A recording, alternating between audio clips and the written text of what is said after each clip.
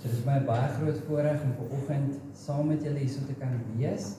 En dankie ook dat jy hierso is. Dat julle gekies het om vanoggend hierso te wees. En dis my baie groot voorreg om die woord met julle te deel vanoggend. Nou kyk, ek ken Willie al baie lank, vandat ek hare gehad het. So, en ek weet Willie is 'n storiemens. So ek het gedink ek gaan vanoggend met 'n storie begin as dit reg is met julle. Nou, ek wil 'n stukkie klassieke literatuur lees, dit is nou nie uit een van Willie se boeke nie, maar dit kom uit die befaamde Dr. Seuss.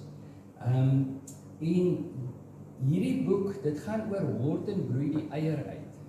So as julle nou nie weet waaroor die boek gaan nie, of nie vertroud is daarmee nie, Horton is 'n olifant. En hy het ingestem om die eier van 'n mamma voël op hom te sit sodat sy 'n blaaskans kan kry. Maar die probleem is sy neem baie meer as 'n blaaskans. Sy gaan eintlik vir 'n baie lang vakansie weg. En hy word toe in die boom agtergelaat. So hier's wat gebeur. So Horton kept sitting there day after day, and soon autumn was rolling in and the leaves blew away. Then came the winter, the snow and the sleet, and icicles hung from his trunk and his feet. Horton kept sitting there, and he said with his teeth, "I'll stay on this egg, I won't let it freeze. I said what I meant, and I meant what I said. An elephant is faithful, 100%. Well, the other animals in the jungle thought this was very funny. And they thought it was a very pretty silly thing. And they laughed at him, and they laughed, and they ran away. And Horton was lonely. He wanted to play. But he continued to sit on the egg. And he said, I meant what I said, and I said what I meant. An elephant is faithful, 100%. Then hunters came to the jungle. And guess what they were hunting? Elephants. Did he run? He did not. Horton stayed on that nest. He held his head high, he puffed out his chest. And as much as to say, shoot if you must, and say it with me, he said, I meant what I said, and I said what I meant. Elephant is faithful, 100%. So ons gaan vanoggend praat oor vrugte van die Gees, soos ons vind in Galasiërs 5:22. En ja, jy het reg geraai, ons gaan praat oor die vrug van getrouheid, faithfulness. So as ek jou vanoggend moet vra, wat se persentasie getrou is jy? 100%? 90%? 75? 50? 40. So ons gaan praat oor betroubaarheid, standvastigheid, loyaliteit, hoe om pligsgetrou te wees. En so die vraag is, kan ons op jou reken? Getrouheid is 'n term wat ons dikwels met honde gebruik. En jy sal dalk seker ook jou hond so beskryf. My ouma en oupa het op 'n plaas groot geword en hulle het 'n boerboel gehad. Sasha was haar naam. Nou Sasha, oral waar my ouma gegaan het, was Sasha saam met haar. Letterlik soos haar skaduwee. As my ouma by die deur uitgekom het, was Sasha saam. As my ouma terug in die huis gaan, dan lê Sasha by die kombuisdeur en wag tot sy weer uitkom. So ek kan die vraag vanoggend anders te vra. Is jy so getrou soos jou hond? Of is getrouheid 'n vrug wat in jou tuin groei? Wanneer ons praat van die 9 vrugte van die Gees, moet ons versigtig daarna kyk en mooi luister. Want dit is nie iets waar jy jou moue oprol en harder daaraan werk. Ek gaan net harder probeer om lief te hê. Ek gaan net harder probeer om vrede te hê. Dis nie hoe dit werk nie. Ek gaan net harder probeer om goed te wees. Nee, dis iets wat die Here in ons wil voortbring. Soos hulle in Engels sê, as ons daar by fruit and veg ingaan, dan draai jy, kom jy eers op by Checkers, dan sien jy die produce section. Dis iets wat die Here wil voortbring in jou. 'n produk wat hy wil voortbring. En hierdie eienskappe wil hy in jou kweek, so lank as wat jy aan hom verbind bly. Want dit is ook eienskappe wat God vol van is. Hy is vol van liefde, hy is vol van vrede, vreugde, geluk, vriendelikheid, goedheid, nederigheid, sagmoedigheid, selfbeheersing en getrouheid. So hy wil ook 'n bietjie van homself in ons sit. Nou, jy sien, jou rol in die tuin is nie om die vrugte te laat gebeur nie. En soos iemand gesê het, jy kan ook nie 'n vrugteboom vat en jy kan die vrugte aanstypel nie. Dit gaan nie werk nie. Ons werk is om die grond te bewerk en om die onkruid uit te trek wat probeer om daardie plek in te neem van die vrugte. So, nou sien die Here wil ook nie net een vrug in jou lewe kweek nie. Hy wil nie net vir jou vrede gee nie, al is vrede jou hartsbegeerte. Hy wil hê jy moet 'n groot oes van al die vrugte in jou lewe tevoorskyn bring. En jy het al daai gesegde gehoor, die appel val nie ver van die boom af nie. So wat beteken dit? Beteken jy is min of meer soos jou ouers. En in hierdie geval is dit ook waar. Ons moet soos ons Vader wees, ons hemelse Vader. Want dit is karaktereienskappe wat hy het en wat hy graag ook na ons toe wil te voorbring. So, hier's 'n werkende definisie van getrouheid. Getrouheid is 'n standvastige toewyding en lojaliteit aan 'n persoon, 'n saak of 'n belofte. Met ander woorde, jy kan op my reken. So kom ons kyk eers vanoggend, hoe is God getrou? Hoe is sy getrouheid? Want dit is tog sy getrouheid wat hy deur sy gees in ons wil laat groei. So nommer 1, God is getrou aan jou. God het nog nooit 'n belofte gemaak wat hy nie nagekom het nie. Hy het nog nooit 'n afspraak gemis nie. Hy was nog nooit laat nie. Hy was nog nooit aandag afleibaar nie. Hy het nog nooit te veel op hom geneem of te veel aangepak wat hy nie by kon uitkom of kon hanteer nie. God het bedoel wat hy gesê het en hy het gesê wat hy bedoel. God is 100% getrou aan ons. Die skrif in Deuteronomium 7 vers 9 sê, weet dan nou, die Here jou God, hy is God. Hy is die betroubare God. Die 53 vertaling sê, hy is die getroue God, wat sy verbond in stand hou en sy liefde betoon tot aan die 1000ste geslag van hulle wat hom liefhet en hom gehoorsaam. Jy kan op hom staat maak. Niemand is meer getrou as die Here nie en meer betroubaar nie. Almal anders te gaan jou iewers in jou lewe op 'n stadium dalk teleurstel. Maar die Here stel nooit teleur nie. Nou party mense is soms teleurgestel. Hulle voel die Here het nie vir hulle deurgekom soos wat hulle gedink het dit sou. Hulle het vir iets gebid en dit het nie gebeur nie. Maar weet jy wat die probleem baie keer is met dit? Dis wanneer ons God vertrou vir dinge wat hy in die eerste plek nie beloof het nie. Here, moenie my geliefde laat sterf nie. Hy het nie beloof jou geliefde gaan nie sterf nie. Here, moenie my deur hierdie swaar kry laat kry nie. Hy het nooit beloof jy sou nie swaar kry nie. Vader, gee my alles wat ek wil hê. Ek onthou nie dat hy dit beloof het nie. Dit sou ook nie goed wees vir ons nie. Maar wat ons moet doen is om op die ware beloftes van die Here staat te maak. Dit wat hy wel beloof het. So ek wil vanoggend vir julle herinner en vir julle wys 'n paar beloftes van die Here in sy woord. Die eerste ding is hy beloof om vir jou krag te gee en beskerming teen die vyand te bied. As ons kyk na 2 Tessalonisense 3:3, die Here is getrou. Hy sal jou versterk en julle van die bose bewaar. Nou as jy meer as 'n week 'n Christen is, dan het jy seker al besef dat ons is in 'n geestelike stryd gewortel. En jy het 'n vyand, elkeen van ons het 'n vyand wat probeer om jou gedaan te maak en die dinge wat die Here in jou lewe wil doen, ongedaan te maak. So, vandag het jy dalk iets ingekom met iets wat jou pla. Dalk is dit 'n groot ding, 'n las wat op jou skouers is, iets wat swaar op jou hart druk. En dalk het die vyand sy vingers iewers in daai situasie. Maar as ons op die woord is, kan ons weet, ons hoef nie dat dit ons te pla nie, want God sal ons van die krag voorsien. Hy sê om die bose te oorwin, so weerstaan die duiwel, weerstaan sy leuns, en die duiwel moet van jou wegvlug, elke enkele keer. Nog 'n belofte, hy beloof vergifnis van sonde. 1 Johannes 1 vers 9 sê, as ons sondes bely, hy is getrou en regverdig en sal ons sondes vergewe en ons reinig van alle ongeregtigheid.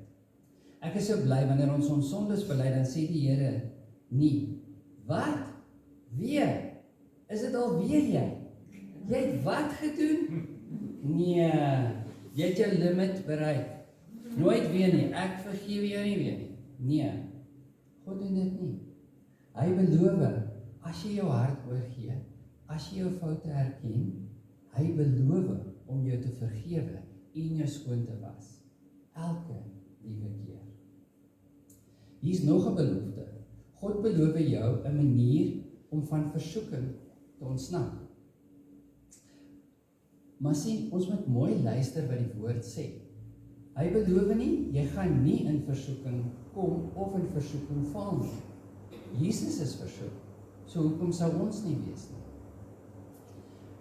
So, die realiteit is jy gaan versoek word, om dinge te doen wat jy weet jy nie moet doen, of om dinge nie te doen nie, wat jy weet jy eintlik moet doen. Maar hier is die belofte, in 1 Korintiërs 10 vers 13, geen versoeking wat meer is as wat 'n mens kan weerstaan, sal julle oorval nie. Dit beteken vir ons almal, dat dis 'n algemene ding om versoek te word. Maar, hier is die belofte, hy sal nie toelaat dat julle bo julle kragte versoek word nie. As die versoeking kom, sal hy ook die uitkoms gee, sodat julle dit kan weerstaan. Dus is daar altyd 'n ontsnappingsroete van sonde of van die versoeking. Hy sê, ek beloof dit aan jou, altyd. Daar gaan een wees. Jy kan wegstap, jy kan omdraai, jy kan weghardloop, jy kan nee sê, jy kan hulp kry, jy kan die regte ding doen in daardie situasie. Jy kan die versoeking weerstaan. God sal sorg dat daar 'n manier is. Jy kan reken op hom daarvoor. So die regte vraag dan is, kan hy op ons reken om daai ontsnappingsroete te vat? Wanneer ons in daai situasie is, om die regte ding te doen, wanneer dit van ons verwag word. Jy sien, karakter is wie jy is, wanneer net God kyk, en wanneer jy dink niemand anders kan sien nie. Hy wil jou getrou vind in elkeen van daai situasie, en hy wil jou help deur getrouheid in jou te kweek en te laat groei. God beloof sy hulp en sy teenwoordigheid. Ek hou nogal baie van hierdie vers, Hebreërs 13 vers 5 sê, God self het gesê, ek sal jou nooit verlaat nie, en jou nooit in die steek laat nie. Daarom kan ons met vertroue sê, die Here is my helper, ek ken geen vrees nie. Wat kan 'n mens aan my doen? Dis so 'n belangrike belofte, vir elkeen wat verlies ervaar het, wat dood of egskeiding ervaar het, wat verwerping of 'n retrenchment of verskuiwing, mense wat moes trek, jy moes dalk trek, mense of dinge verloor, wie en wat jy dink dalk altyd daar sou wees, en nou sit daar 'n gat, waar daardie ding of daardie mens behoort te wees. Maar God beloof, hy sal jou nooit verlaat nie. Hy sal nooit sterf nie. Hy sal nooit van jou skei nie. Hy sal jou nooit afdank nie. Hy gaan nooit wegtrek nie. Jy kan altyd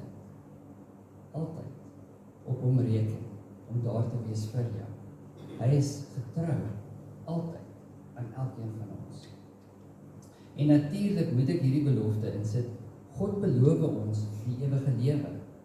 Johannes 3:16 sê, God het die wêreld so lief gehad, dat hy sy enigste seun gegee het, sodat die wat in hom glo, nie verlore sal gaan nie, maar die ewige lewe sal hê. Dis so vertroosting wanneer 'n mens selfversekerd voor 'n familie kan staan, wat 'n geliefde verloor het, en wanneer jy kan sê, jy weet, daardie familielid het Jesus aanvaar, en dis in die hemel. En jy kan sê, ek weet jou vrou, jou pa, jou oupa, is in die hemel, saam met Jesus op hierdie stadium.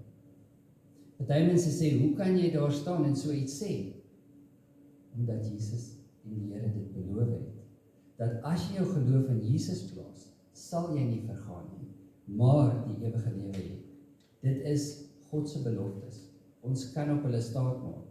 Die vraag is, staan jy op God se beloftes?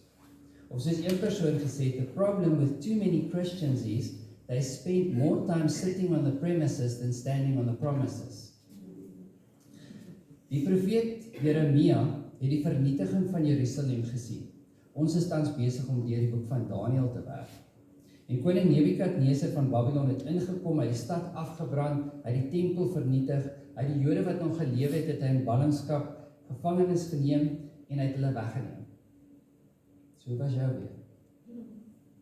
Dis nogal sleg. Dis 'n hartseer situasie. En in hierdie hartseer reaksie het Jeremia die Ou Testamentiese boek van klaagliedere geskryf. Hy betreur persoonlik wat gebeur het en ook histories wat met Jerusalem en die Jode gebeur het. Maar hy verlaat nooit die Here of die karakter van God nie. Hy glo steeds dat God getrou is en getrou sal wees. Te midde van hierdie verskriklike moeilikheid en die persoonlike pyn, hierdie is wat Jeremia sê in Klaagliedere 3:22. Deur die liefde van die Here het ons nie vergaan nie. Daar is geen einde aan sy ontferming nie. Dit is elke môre nuut. U trou is groot. So wat jy ook al op hierdie stadium hanteer, ons dorp is nie afgebrand nie. Dit voel soms so, as ons na die nuus kyk en al die dinge, jou familie is nie in gevangenskap weggeneem nie. Maar wat dit ook al vanoggend is 'n nuwe oggend. Die son wat so lekker hier so inkom. God se liefdevolle goedhartigheid en sy deernis sal jou nie in die steek laat nie. Jy kan op hom reken. Groot is sy getrouheid. Thomas Chisholm het sy beroemde gesang ook op hierdie gedeelte gebaseer. Great is thy faithfulness. Hy is gebore in 'n houthut in Kentucky en op die 27-jarige ouderdom het hy Christen geword. Op 36-jarige ouderdom het hy die bediening betree, maar hy was sieklik en hy het gesondheidsprobleme gehad en 'n jaar later moes hy die bediening verlaat en hy word toe 'n lewensversekeringsagent en waar hy basies by 'n lesenaar in 'n kantoor gesit en werk het. En terwyl hy daar gewerk het, het hy omtrent 1200 gedigte en liedere geskryf. En een daarvan was Great is thy faithfulness. Great is thy faithfulness, O God my Father, there is no shadow of turning with thee. Thou changest not thy compassion, they fail not. As thou hast been, thou forever will be. Great is thy faithfulness, great is thy faithfulness. Morning by morning, new mercies I see.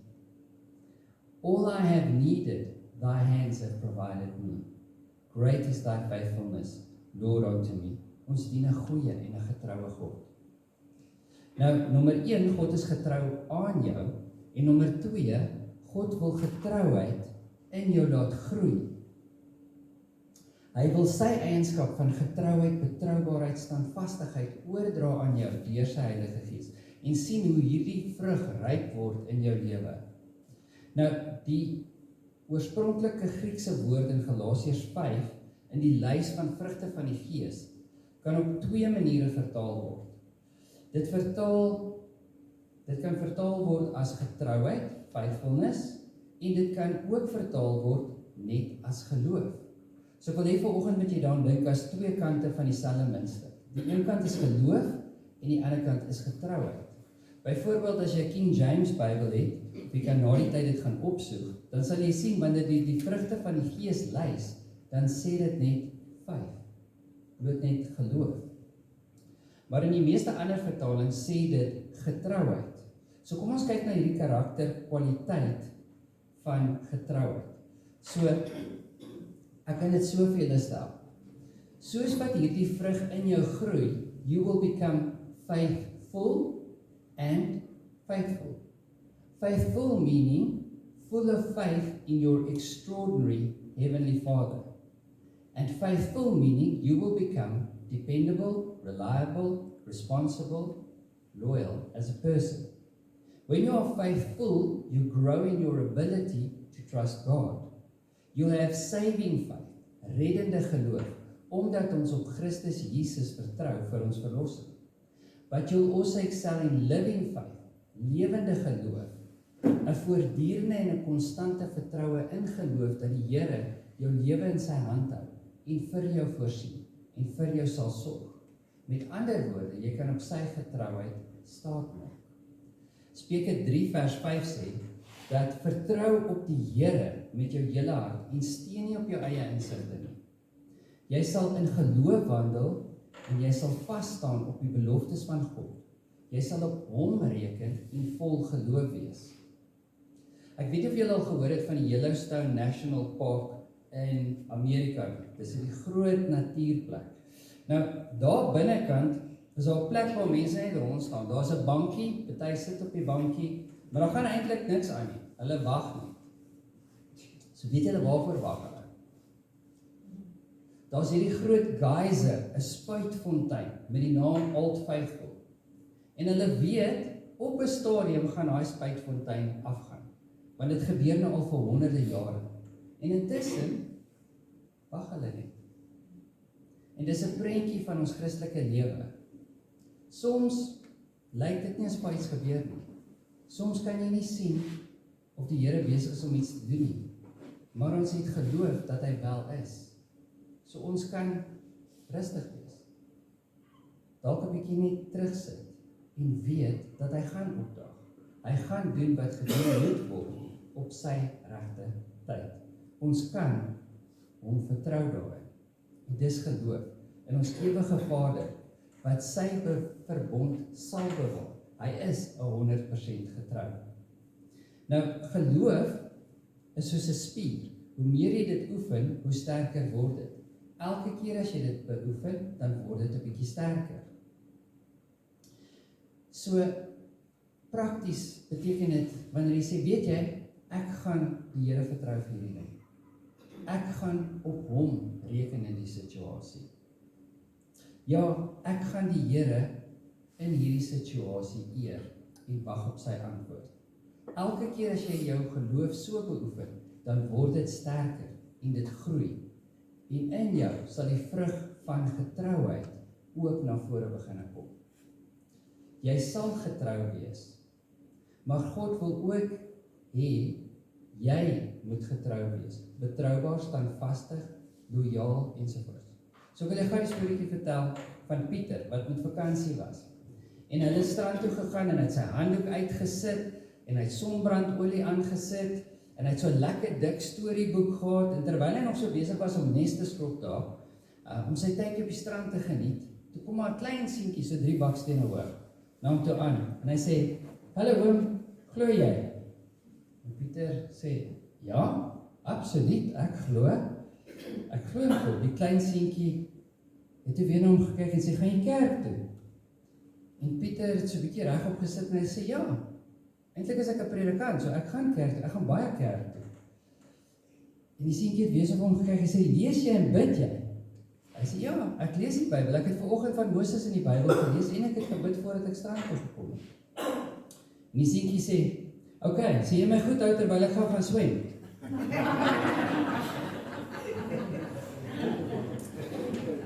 Want jy sien, wanneer ons nader aan die Here beweeg, aan ons getroue God, dan word ons ook meer betroubaar, soos wat ons daai karaktereienskappe begin wys. So vanoggend, as jy op die verantwoordelikheidsskaal moes klim, sou jy 'n standvastige Stefan of 'n onbetroubare Okkert gewees het? So kom ek gee vir julle 'n paar voorbeelde van hoe hierdie vrug na voorskyn gaan kom in jou lewe. Hoe jy kan weet, is hierdie vrug besig om ryp te word in my lewe. Die eerste ding is, jy sal betroubaar wees in jou familie. Die mense met wie jy saam woon, sal op jou kan reken. 1 Korintiërs 7 vers 3 sê, die man moet sy huweliksplig teenoor sy vrou nakom, en net so ook die vrou teenoor haar man. Jy sal 'n pligsgetroue vrou en man word. Besef jy, elke huwelik begin met die belofte om getrou te wees. As jy getroud is, onthou jy dat jy iewers voor 'n kansel gestaan het voor familie en vriende en voor God en 'n belofte om getrou te wees gedoen het. So ek weet nie of julle nog kan onthou wat daardie gelofte was nie, maar ek het dit saamgebring, net vir ingeval julle vergeet het. Jy het gesê, ek neem jou as my wettige getroude man of vrou, om te hê en te hou van vandag af, in rykdom en armoede, in siekte en gesondheid, om lief te hê en te koester tot die dood ons sou skei, in goeie tye en slegte tye. Het dit soms al slegter gegaan? Maar kan ek jou so vra, wat is makliker, om 'n belofte te maak, of om 'n belofte te hou, vir 'n leeftyd? Genade. Hoe kan 'n mens 'n belofte maak vir 'n leeftyd?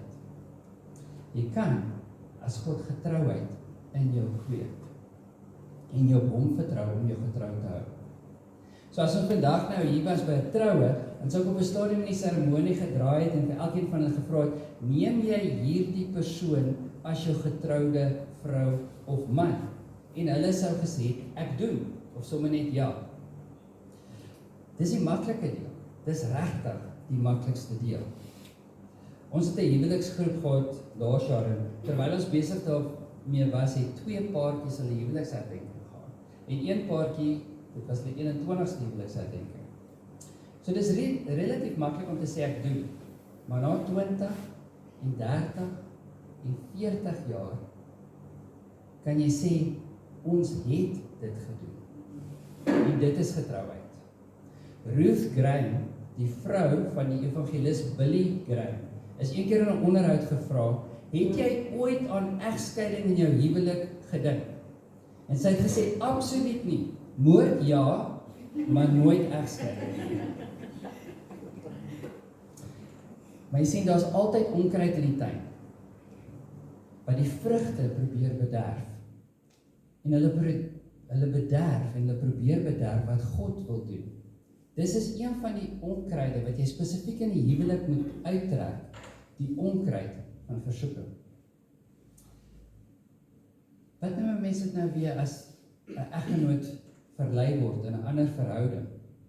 O ja, om ontrou te wees. God het reeds gesê, hy sal getrou wees om 'n ontsnappingsweg te gee, om uitkoms te bied wanneer daardie versoeking kom, sodat jy getrou kan wees by die huis.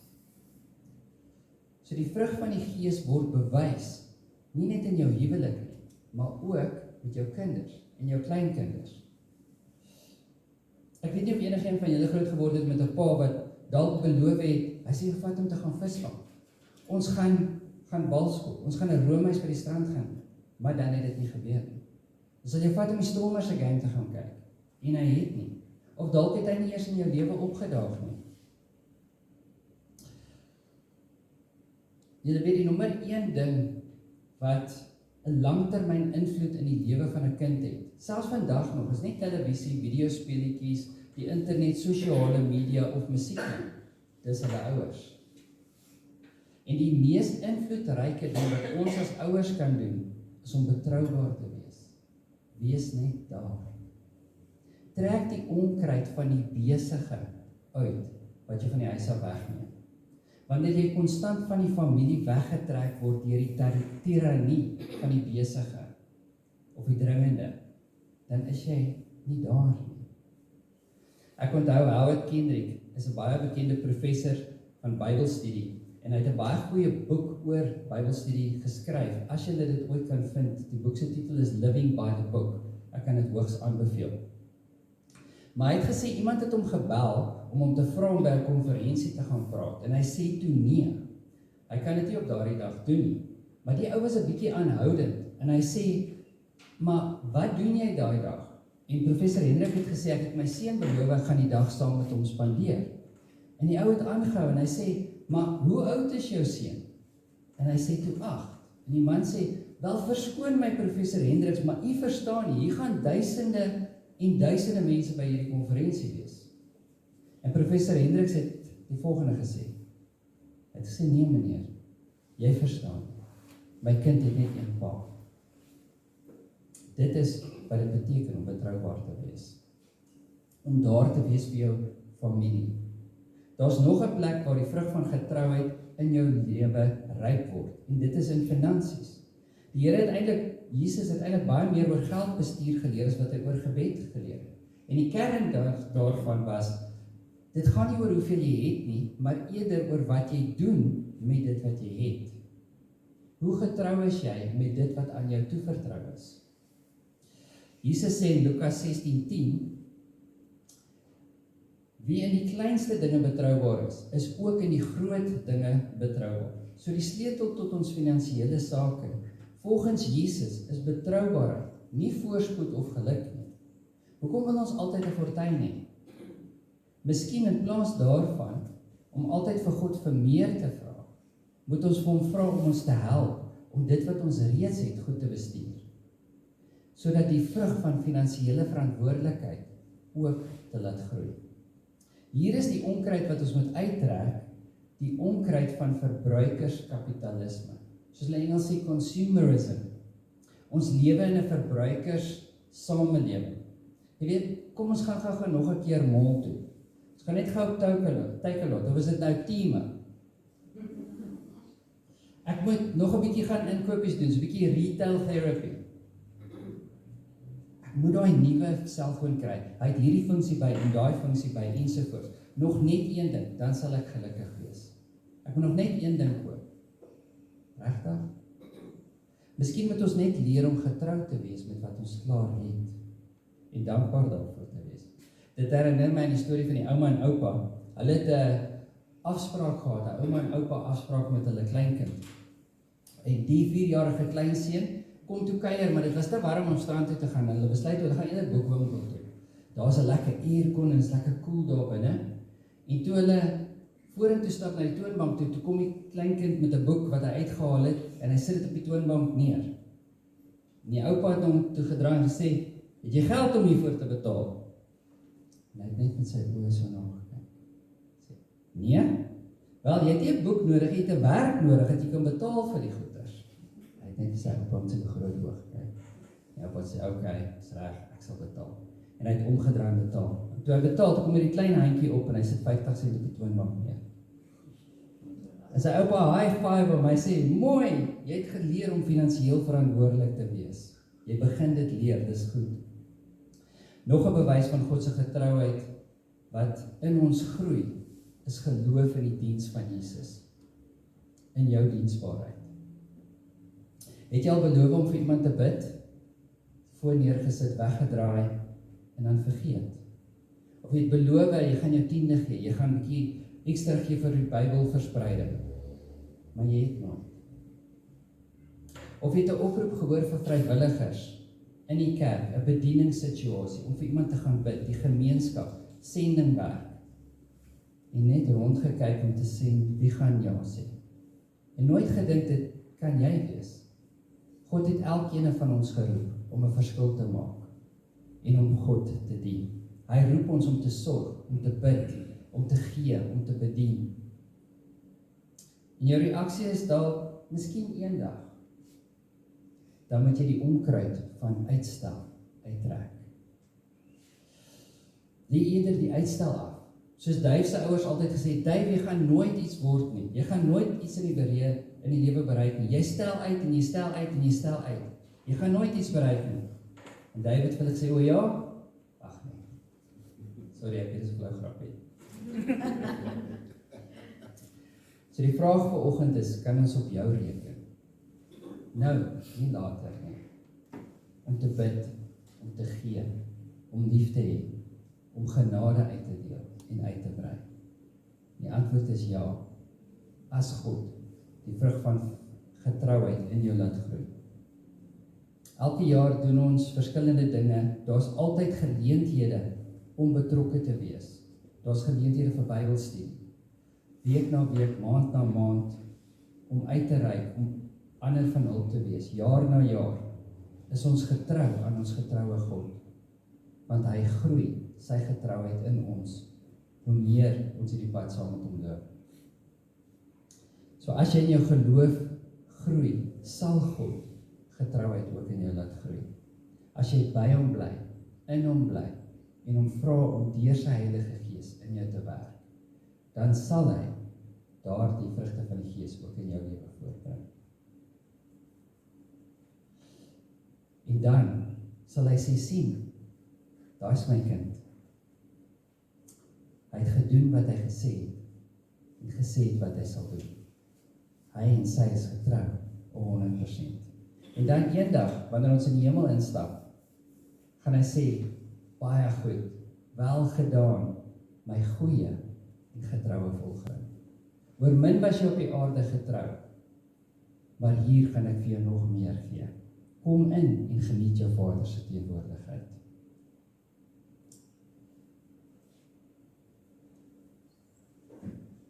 So, kom ons wys ons hoofde. Ek wil net graag ons gebed doen. Hemelvader, baie dankie vir die wonderlike geleentheid wat ons gehad het om weer vanoggend in die woord tyd te spandeer.